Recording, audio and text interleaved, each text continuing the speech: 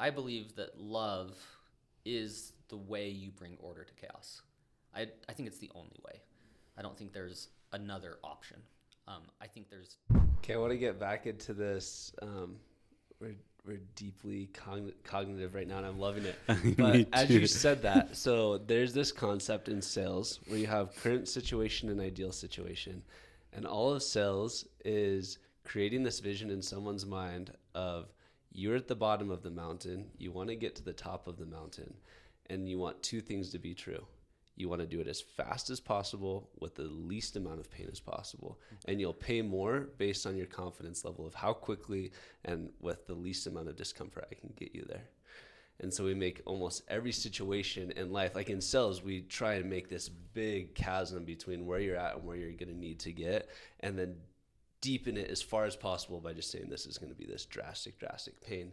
But what you're saying to a degree is we actually want to be in the in between, because that's where the joy of growth comes in the journey. And once you get to the top, like, now what?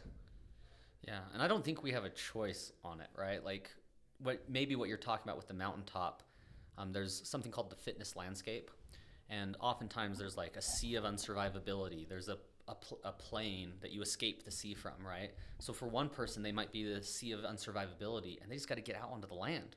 That's their mountaintop, right?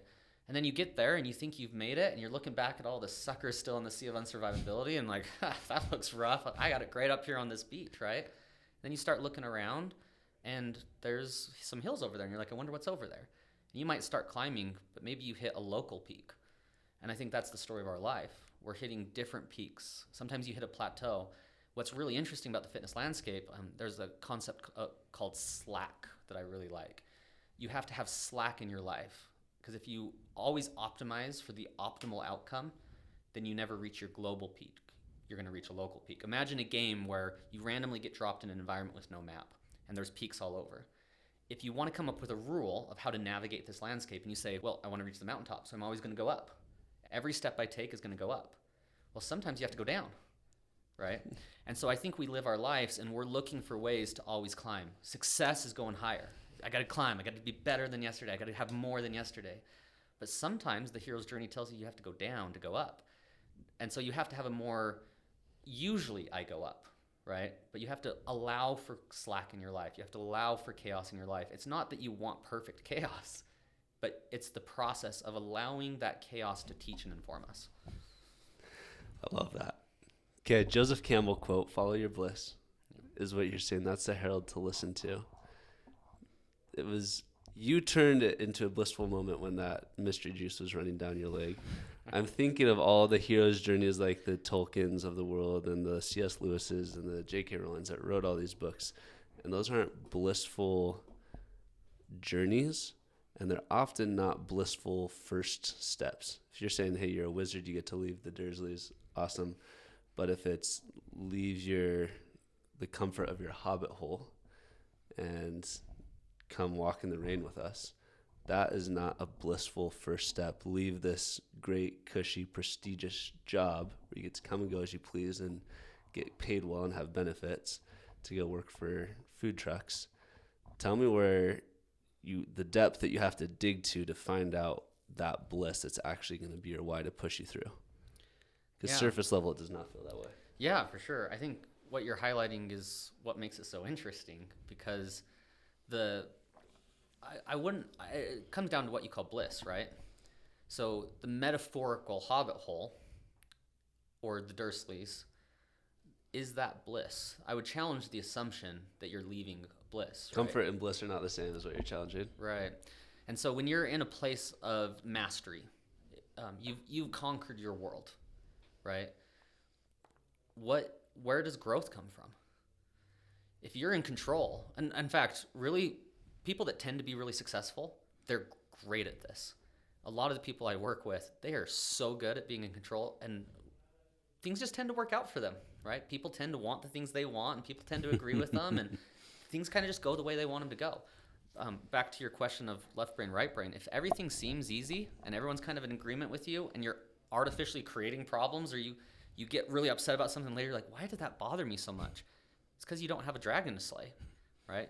You're in You're in your wonderful, comfortable rut. Isn't that where a lot of money's made though? Because that, like, we talk about atomic habits, and the greatest deterrent to success is boredom. And a lot of what you're saying there, you're not describing boredom, but fits into the definition of boredom. Repetition, you've already mastered it. It's no longer a challenge. But that's where, from a financial perspective, the scaling up, the growth, if you grow a $10 million company by 50%, you made a lot more money than if you just started something else. And I've said this as guilty of starting something else. I've done the same thing. So I think it depends. Two things. One is what's the infinite game and what's the finite game. Hitting $10 million is a finite game. The process of creation is what you're meant to do. That's our purpose. Create something. Viktor Frankl talks about the creation, right? The drama triangle, how you switch from being a victim is you want to switch to becoming a creator. That's what we're meant to do. What are you meant to create here in your life, right? And so I think how you measure that is part of it. That's kind of the existential answer. To get to the tactical answer, I think maybe raising the bar a little higher. If I'm truly a master of what I've done, wouldn't I be able to set something in place so that continues making me money and free up my energy to go do something else in addition to that, right? Got it. And so I don't think there's a choice you have to make there. I think true mastery, for me, the challenge I'm currently working on is, am I truly master of this world enough? Otherwise, I'm not truly leaving it to go on my next journey. I haven't completed my journey, and there's still work to do. I like to always ask myself the question, am I running away from something or towards something? So if I'm running away from something, that usually leads to bad outcomes, right? And my business ventures, when I'm trying to get an easy outcome or do something where I don't have to work too hard and I can put things in place and make an investment and it will be passive, that doesn't bring me purpose. It's more likely to fail. When I'm running towards something because there's something hard to do and I'm up to it and I've gotten myself ready for that journey, I've never regretted that, even if I lose money. So following your bliss is not the same as comfort, and it's known by each person, and it can be discovered best by asking what question? That's an interesting question. Yeah, I don't know. It's kind of like, I think I'd go back to that ant metaphor. I don't know if there's a moment or a formula for that.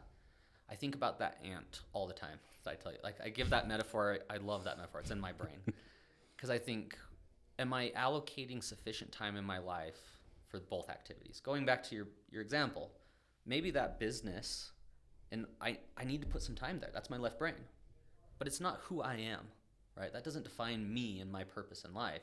That's just one thing I do. So if you want to follow your bliss, if you want to find that journey, that what's my purpose here is really what we're talking about. This is a hard question, right? Or as Lewis Carroll in Alice in Wonderland says, the Cheshire Cat, who are you?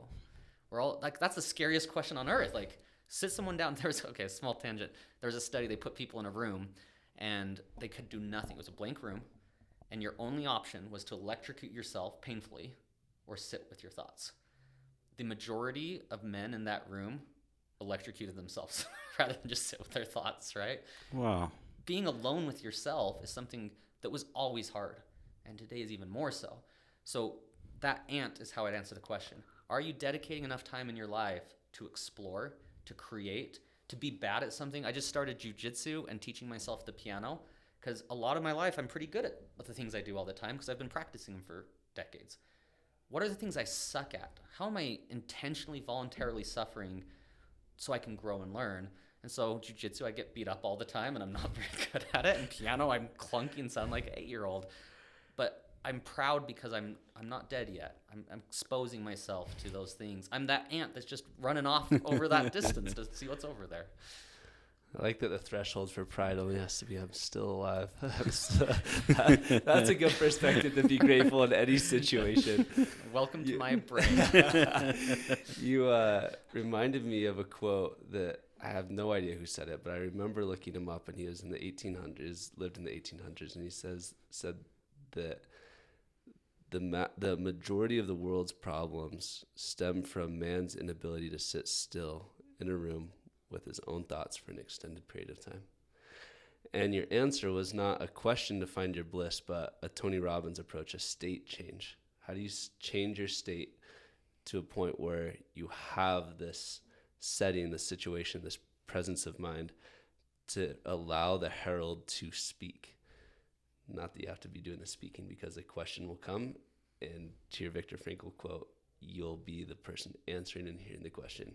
You don't actually have to answer it. So love that you shared that. After you get on that journey, what's the first, what happens next in the hero's journey, and what's most people's response? And again, how do you coach people through that next section after they've embarked on the quest? Yeah. That question when you cross the threshold is so important. Am I enough? Right? Because your next step is little trials, little monsters to face that help you answer that question and build that confidence, right? You are incapable of slaying the dragon when you start your journey. This is the mistake a lot of people make. I'm not enough. Yeah, you're not. You are not enough. That's why you have to go on your journey. It's a journey of growth. And so you ask that question, and what stops people is that fear, and you're not strong enough until you stand up, right? Until you face it. And so in the act of stepping out, you brought up faith earlier, the concept of trusting that I'm going to gain the strength through friends, mentors, allies, and through overcoming and learning and growth, so that when I come to face the dragon, I will. And going back to Lord of the Rings, because, Tolkien obviously understood all of this very well. What would have happened if Frodo never left the Shire? The dragon would have come to him. We don't really have a choice about whether the dragon comes or not. We have a choice about whether we want to be strong enough to face the dragon, right? And that's where people live in fear and anxiety, is when they hide in the bushes, so to speak, right? They are weakening themselves to the point that the dragon is going to beat them, and they know it. And that's why they live in anxiety and fear. If you feel a lot of anxiety in your life, there's two easy solutions to get out of it. Get out from the bushes and go on your journey. That's life telling you have something to do that you're not doing. And two, this is a little bit of a tangent, but I think it is interlaced in Hero's Journey, is learning to love. When you're so inward focused, even the question, am I enough? That's part of what, I don't know if this is Joseph Campbell, this might be a little Taylor philosophy, but that question is what you really need to overcome, to go a little meta. You're focusing on the wrong things. Slaying the dragon isn't about whether I'm enough. It's who I'm serving. It's I'm making the world a better place. And so you start off with the wrong mindset, and that's also your limitation. And by going on the journey, you're able to escape the limitation of I and move to the right brain of we. I don't think I've ever taken so many notes during a podcast, Taylor, and I have so many questions that I want to ask, but I want to pick your brain about that subject. I'm not big into Lord of the Rings or Harry Potter, so I'm kind of bringing to my own world, which is Marvel and and DC Comics, right? Because I'm thinking here, there's a lot of times where, for example, I'm going to use Spider-Man as an example. There's a villain, and then usually the first couple of times that he tries to beat that villain, it doesn't work out, and then he has to pivot. He has to change his approach. I've struggled for such a long time, and I've asked this question. I've asked a lot of guests this question in the podcast. How do I know if I just have to have grit and keep and put my head down and just continue grinding, or if I have to pivot? I'd love to pick your brain on that. Yeah, that is a question of questions. I love that question. I don't know that I have a good answer, but I'll explore it with you and just think. Because I ask the same thing, right? I think for me personally, it might depend kind of on where you're at and what the objective is. So I don't know if there's a universal answer to that question, which that always makes me feel safer, right? Yeah. As soon as I'm like, this is what you do, right. I'm on dangerous grounds. But if you're in a situation, so I'm thinking through, when is it grit? Instead of saying, which one is the one you should use, when should you use one, what What models could you use to do that? What, framework? And I think there's times in life where you grit through something because it's a moment, right? And it's like there's this prize and there's this thing I have to do to get through that, right? With work, it's really easy to say, like, no, I don't know if anyone has a job where they're like 100% of it is just fun all the time, right? There's always a part of something you don't want to do, but you can see the purpose in that. I wonder if it's possible for someone to never have to grit through. Going back to that metaphor with the mom cleaning the house, like there's a lot of grit in that, right? Mm-hmm. At what point do we transcend grit? And it has to be through purpose if we can ever get there. So if we had perfect vision, if we had grandma's vision as that moment of grit, then maybe in that moment we'd be able to escape the grit. Not that it wouldn't be hard anymore, but that it wouldn't feel like a grind, because it would feel intentional and purposeful. I think my inclination is oftentimes when we feel like things, because grit is different than hard, right? Grit is kind of like, I don't want to do this, and I'm just going to discipline my way through it. And maybe that's like a stepping stone to purpose, because why do it? You're willing to do that because you see a purpose. I like the metaphor a lot of, when was the last time you struggled to not touch a hot stove? You're just walking by, something's cooking there, and you're like, I wonder what that would feel like. I'm going to touch that, right? Hopefully neither of you have struggled with that recently. And I think about knowledge that way. Perfect vision, perfect knowledge, it kind of transcends the game, right? It's that mastery of that world we're in. So if we're gritting through something, I like to say, is there someone else that can do this without grit? Someone else that can do this with bliss? If I can share a little story, I was driving down my hill one day, and the elementary school that was down the hill had a sign up that had a guy's name, and it said Janitor of the Year. And my first thought that I'm not real proud of was like, out of one or two people, like, right, what's the competition there? But then I stopped and thought, and I said, if I was that Janitor of the Year, then maybe that janitor was like, it's a stupid prize they're giving me because there's only me, right? But could I take pride in that moment? And I thought, what mindset would I have to be in to take pride in that moment? And my reflection led to, if I saw the purpose in what I was doing. If I'm just cleaning a bathroom after little kids and it's a disaster, that's grit. I'm like, I just got to do this to make my money and feed my family, and that's my purpose. But if I say, I'm creating an environment for kids to learn and grow, and thousands of kids are going to go through this school over my time, and by creating this environment, I'm serving them and able to create an environment where who knows what genius is going to come out of those kids. I could take like really sincere pride over being Janitor of the Year of that school, even if there were two candidates, right? And so I don't know if this is answering your question, but when I think of grit, if I want to escape grit, I usually go and look at my understanding of my purpose. Maybe I have a lower understanding of the purpose. Maybe I think it's just providing for my family, and there's something deeper that I can tap into. Purpose is energy. The kindest compliment anyone's ever given me, I work really hard, but it doesn't feel like work. And someone said, you just described all these things you're doing, and you're describing them like you're playing. And that was the kindest thing I've ever heard, because I do feel that way the majority of the time. And when I don't, I kind of step back and try to find that energy source, which is always for me purpose. So I rambled a little bit there because I was thinking that through, but hopefully that's... I love it. And then how about the when to pivot part? These heroes, they're going there and they're trying to slay the dragon, and that approach is not.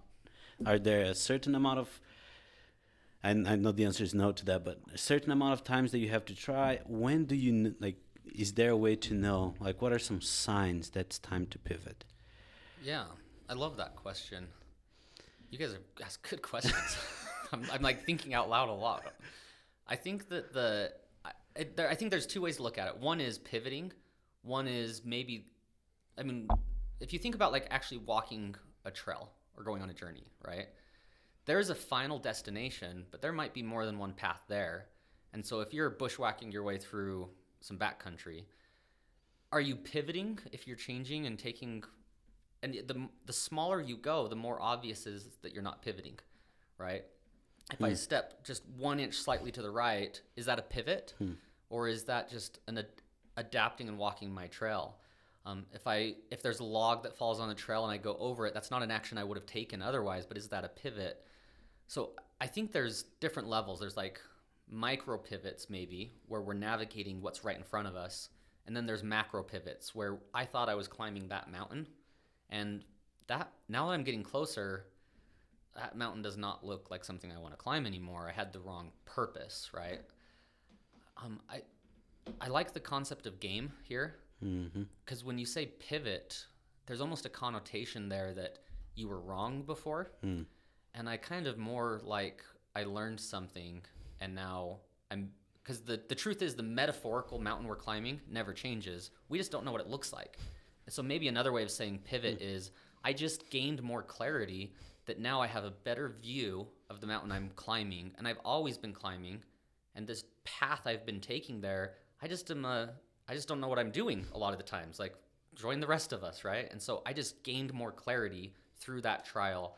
So the hero's journey, that's what you're doing. You're gaining strength, you're gaining vision, you're gaining clarity.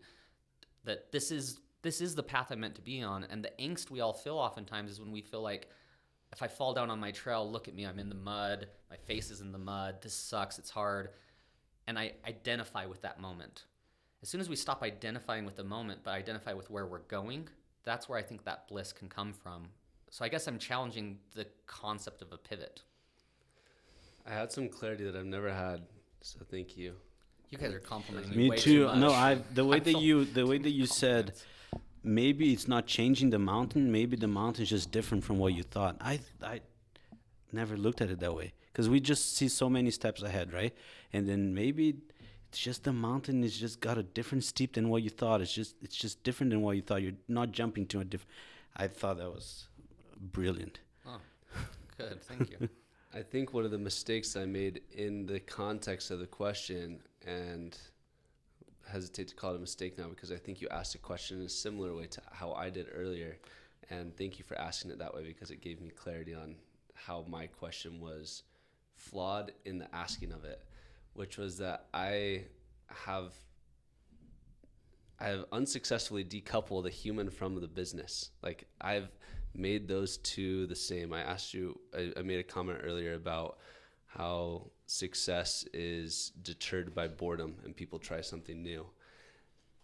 That's true for a business, but not true for a human. And your answer was, well, if you create mastery and you've truly mastered it, then you have created the system where somebody else can step in, and that can be the beginning of their hero's journey, taking over the machine that you've built to take it to the next level and the next level and the next level. Love that. And stays on that path, while the human may take this other path. And then your question as a pivot, your purpose, at the end of the day, Frodo is still trying to rid the world of evil, right? He has to throw the ring in Mordor and rid the world of evil. Sometimes they go to the Black Gate, sometimes they go through the path with the spider, whatever. But you have all of these different ways, but the purpose never actually changed, just the path to get there. And so thanks for asking the question that way, because it allowed me to decouple the human and the business from each other. Can I just highlight something you just said that I think is interesting? Yeah.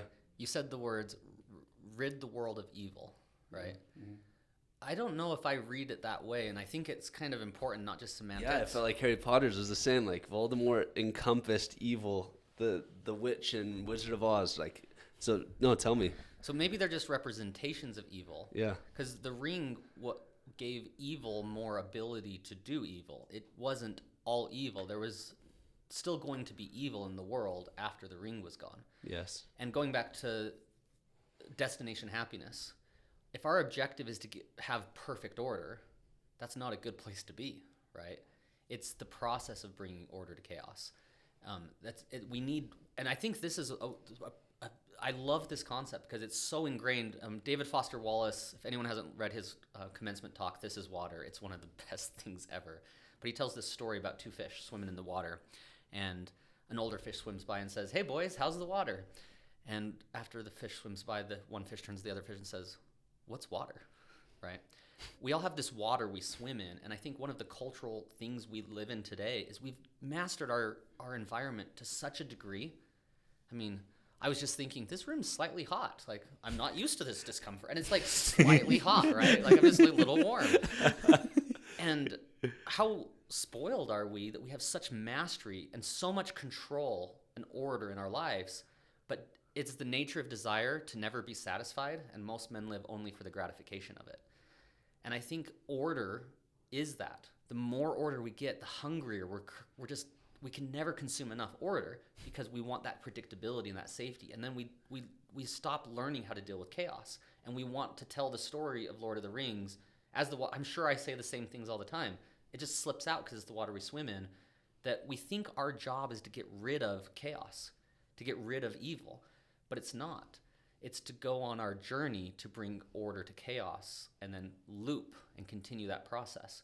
In any vision of perfection that I'd want to be a part of, I would not want to live in a place with no chaos, with no evil, because then that's a place with your guys' podcast of growth. Mm-hmm. That means there's no growth. The game was just killed. If the ring was all evil, right, then everyone's journey ended. Dang it. And how much more powerful are those moments when you're on your journey and you're struggling with chaos if the infinite game is this moment, this is what I'm meant to do. Have to win this moment. This moment. There's no destination where evil's gone and I'm happy. This is the purpose. This is the whole point right now. I freaking love that. Okay, question. You said that we can learn to love as one of the paths forward, and that's part of being enough. So the question is, how does somebody go about learning to love? No, I love that, and I don't know if I'm qualified to answer that, but I'll tell you my explorations on it. I actually believe there's some things, like by going abstract enough, you can answer a question of what is everyone's purpose, right? But when you get more specific, it gets harder, like your path to that purpose. But I believe that love is the way you bring order to chaos. I think it's the only way. I don't think there's another option.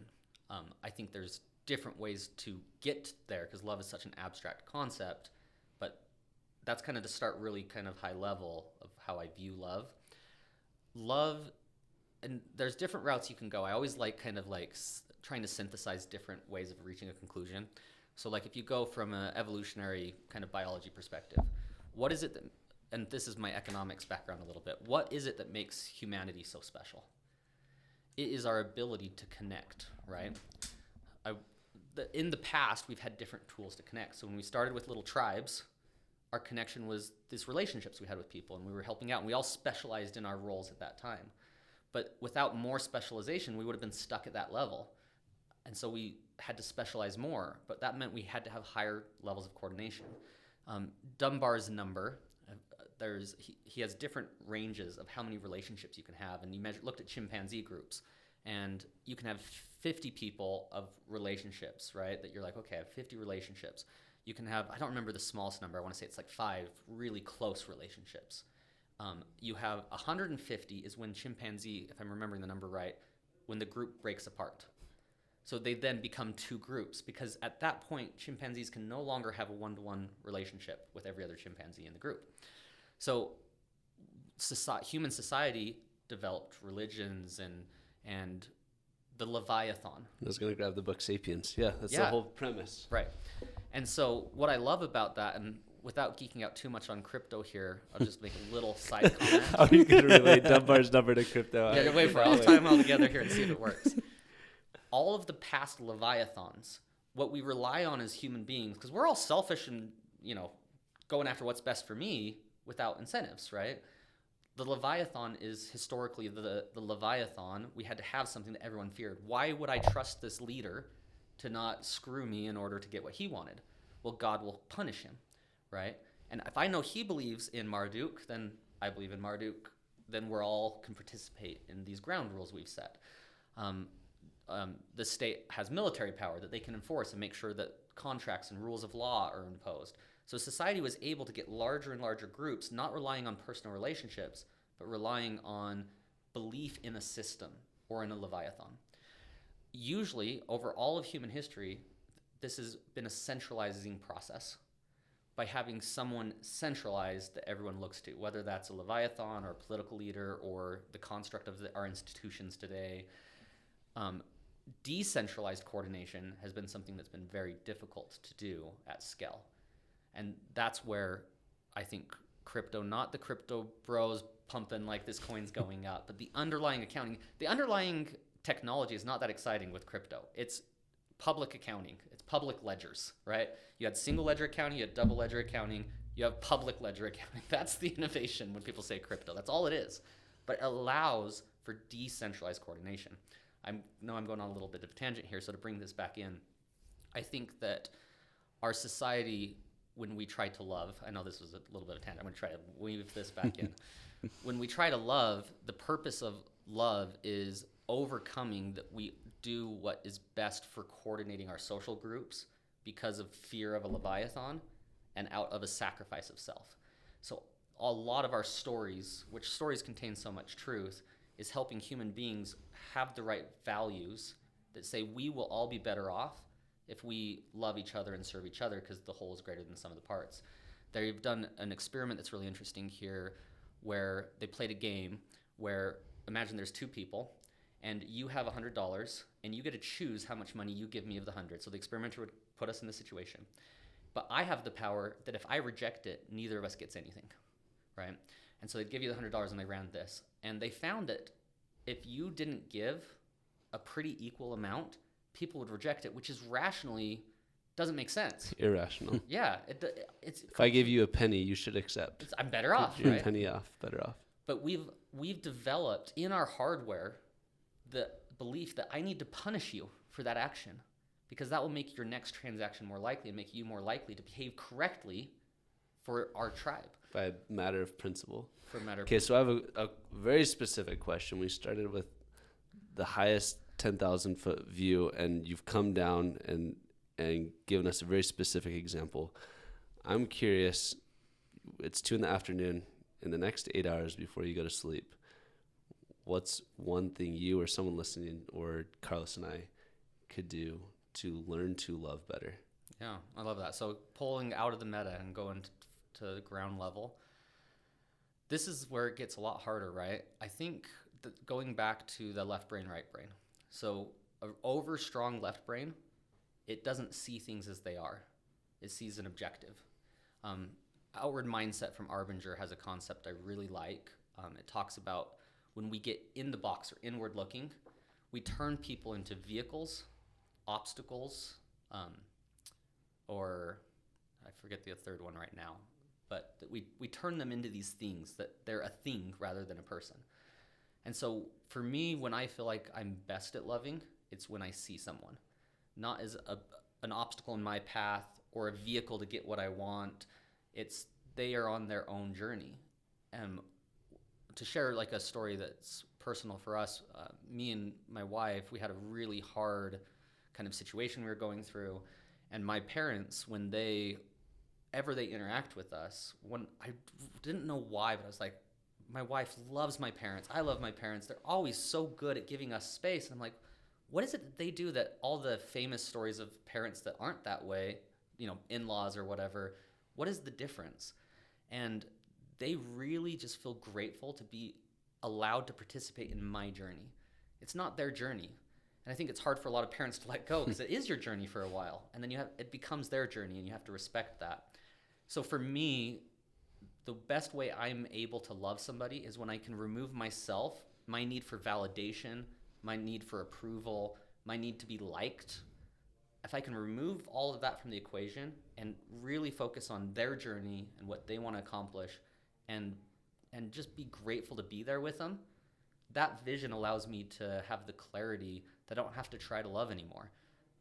It's impossible to really see someone and not love them. I don't think you can truly, going back to that hot stove, if you truly see someone, you're not trying to figure out how not to touch the stove. It is inherent in you just can't help but love the person. Okay, can I go one level deeper? So again, in that 8 hour span, the concept of when I, then I, like when this happens, then I will do this. Yeah. Do you have a when I, then I that will help us increase in our ability to love? Yeah, so I'll go with meditation or journaling. So if you wanted to develop this skill, how do we get to know that relationship is reflection, right? So if every day you started and said, I'm going to journal and not make it a big thing, but I'm going to write down one thing about one person in my life, and I'm going to meditate on them and write down one thing about them, about how might they be feeling, what might they be wanting out of life right now, what might they be looking for, trying to think about that person and the journey they're on, write that down. And as you practice that, this is actually really common that I recommend with people I work with, is that taking that time to reflect. So if today you listen to this and you're thinking, what should I do right now? Go get something, write down, think of someone, and write down, what is it this person's struggling with, looking for validation. Everyone's asking that question, am I enough? The only way to really feel like you're enough is to help other people feel like they're enough. So find someone you can do that for and reflect on that. Thanks, Taylor. Do you have a little more time? I want to, like, there's a couple more stages of the hero's journey. I'm having a blast. You guys are complimenting me so much that, like, who wouldn't like that? This is the longest podcast we've ever had. I still have like 2 every questions. second of it. Okay, so after we step through the door, we ask ourselves, are we enough? And we have faith that we're going to move forward. And I love that what you shared. Everyone is not enough when they start, and that's not the point. The point is to take the steps and you will become enough. One of the points. So then what happens next in the hero's journey from the theoretical standpoint, and then what actually happens in reality? Yeah, and I love, like, the point, like, we've spent an hour and we're like we've skipped a ton and we're still at, like, the first, like, you just left the Shire, right? You just barely left. Yeah. What are you doing tonight? I think we're going to be here for a while. And it really is an endless well, because what you're really saying is stories. I love nonfiction, but stories are so deep. That's how we've communicated truths before we understood them for thousands of years. All the stories of human history are telling us the hero's journey. This is our stories to help you answer all these questions.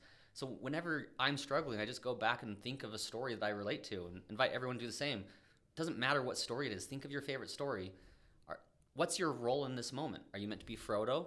Are you meant to be Samwise that's helping Frodo? Without Sam, he couldn't get there. And he has his own story, but that's not his story. Gandalf leaves and he goes and does his own story, right? So you're in this moment and you cross the threshold. We talked about the trials, the obstacles you faced, kind of reaching that moment.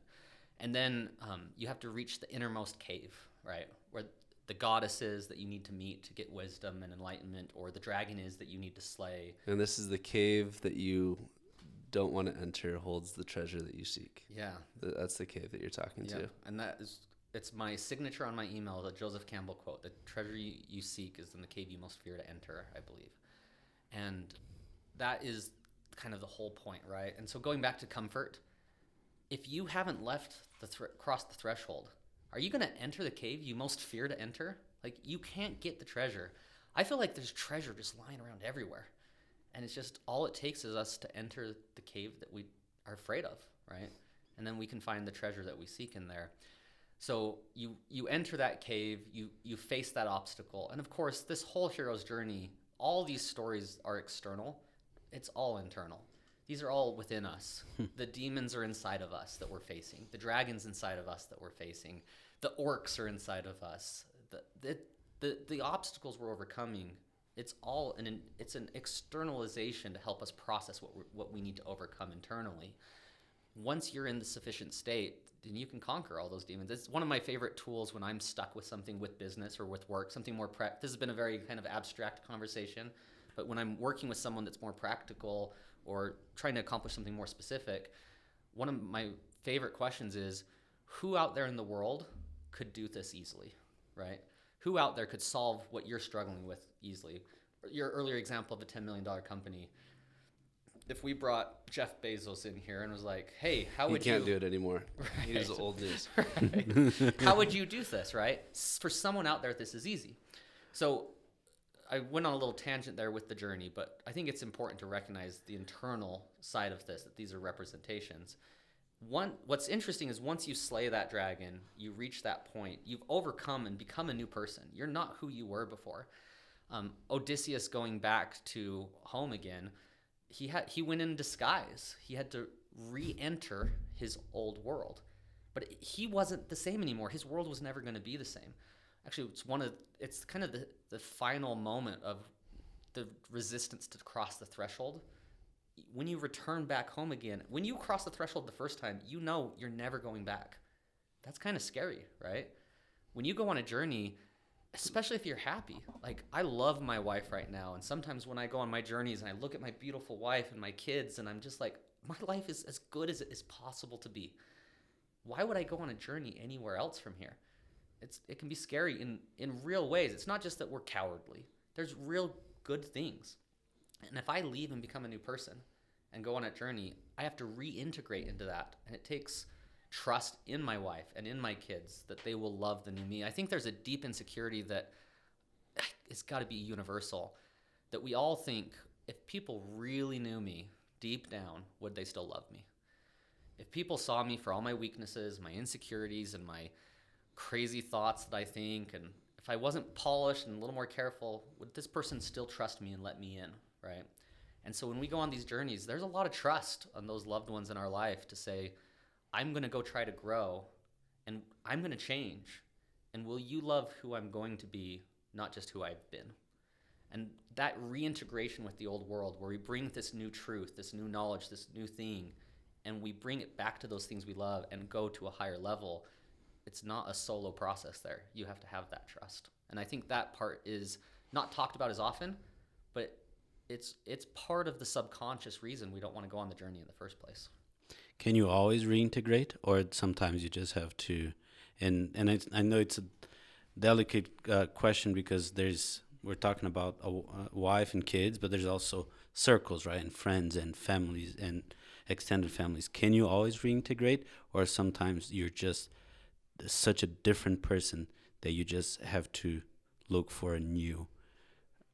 You guys have such deep questions. I love that question. And I can give you a little bit of a background. Yeah. I'm thinking as you're saying this, I left my hometown when I was about 19, and then for 5 years, so I went to England, and then after England, served an LDS mission, and then came home, and just right after came to Utah, school, work, and for 3 years, all I did was I took 3 jobs when I was in college and school, and took like classes at night just to develop myself. 5 years later, I go back to my hometown, and I'm trying to reconnect with my old friends, and I'm trying to reconnect with my cousins and people that I grew up with, and I just couldn't. And I had to go on this journey of, when you're transitioning from circles, that you just don't have anyone, and then until you find a new tribe. But I felt that, but I don't know if is that. Yeah, I think 100%. And that's, I think, why it's scary. That's why we don't want to enter the cave, is we know what we have. We don't know what we will have.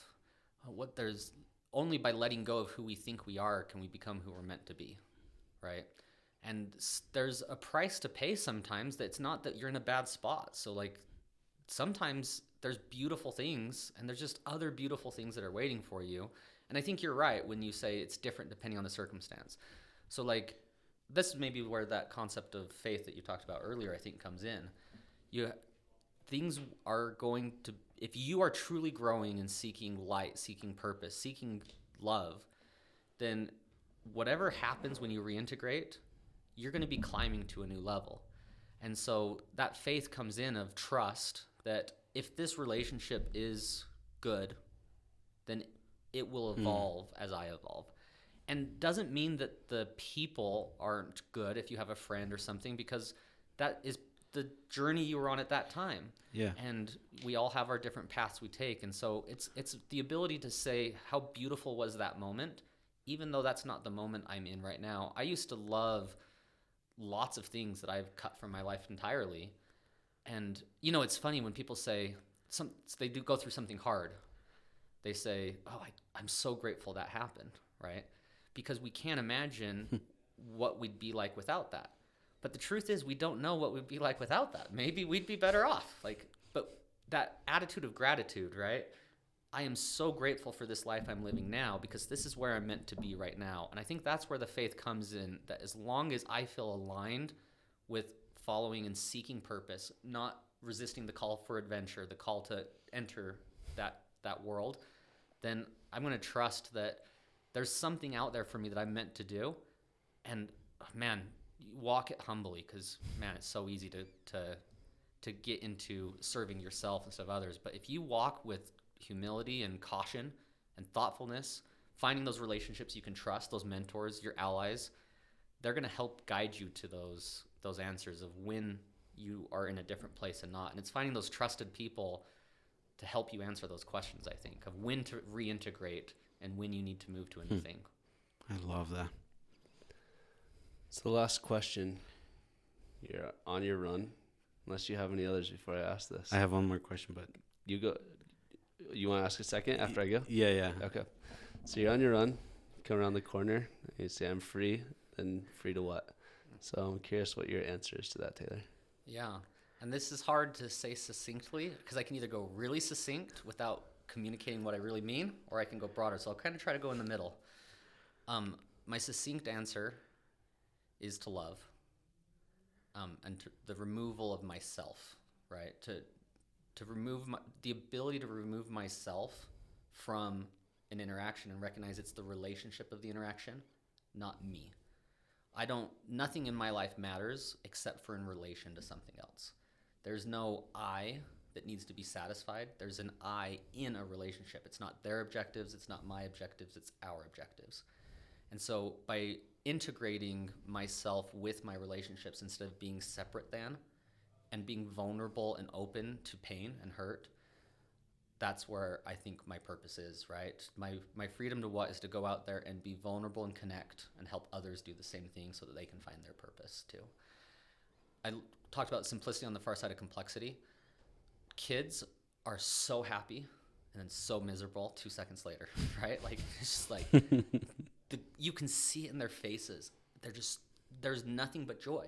And then there's nothing but chaos and darkness 2 seconds later. That's simplicity on the near side of complexity, because they're fully present. I believe that the way you get to that love, at that level where there is no me and you and we're just connected and vulnerable and taking that risk, is simplicity on the far side of complexity, where I do that intentionally, where I, like the religious leaders, like the heroes in our stories, they voluntarily suffer by submitting to that moment with another, knowing that that will bring them pain sometimes, and they have the courage to love, because to love is to suffer, and it's inevitable. But you can't get the treasure you seek if you don't enter that cave.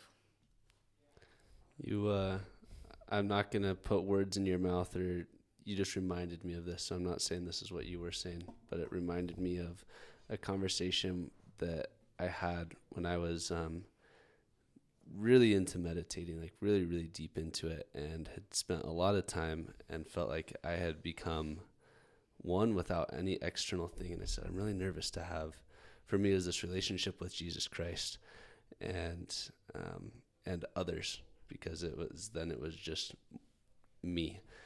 And who I was talking to said, Court, you spend a lot of time working on your mind and your body and your spirit, but the fullness for you will come when you create oneness with spirits.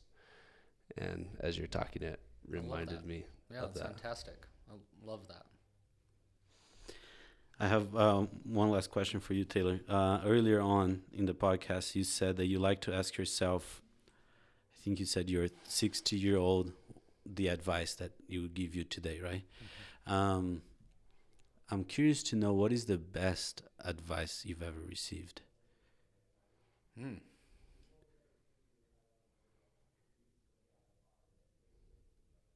Oh man, that's a tough question. The best advice I've ever received.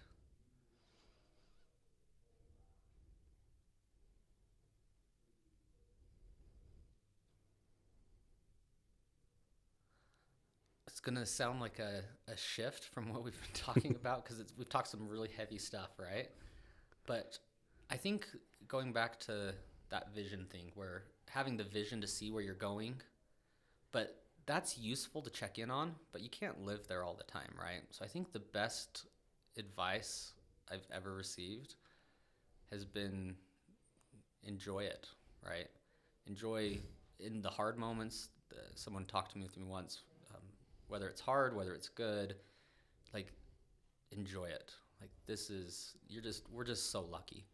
And I think that gratitude instilled in me and working on that, it feels like a superpower. Because if anything happens that is hard, it's really not hard. I do a mental exercise sometimes where I think no matter how bad my day is, I go back 1,000 years and that person would trade their best day for my worst in a heartbeat. Like like even if you go to really hard things like losing loved ones, like that was just more commonplace back then. Like now it's more unusual. So whenever I really think about things, I remember that advice of just there's something to enjoy and have fun and smile, because everything's beautiful if you see it. You just have to see it.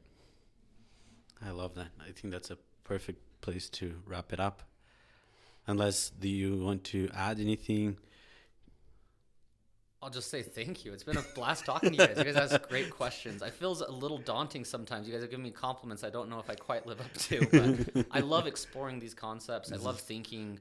I mean, I struggled with coaching for a while because I felt like I used to think coaching meant having answers. And the answers are easy. It's the questions that are hard, right? Asking the right questions. So you guys ask great questions. It's been a pleasure to be here and like explore. I've learned a ton from today. I've had several thoughts I've never thought about before. So thank you. I really appreciate it. Thank you, Taylor. You've been an incredible guest. Thank you. If you own a food truck, the Food Truck League's your go-to.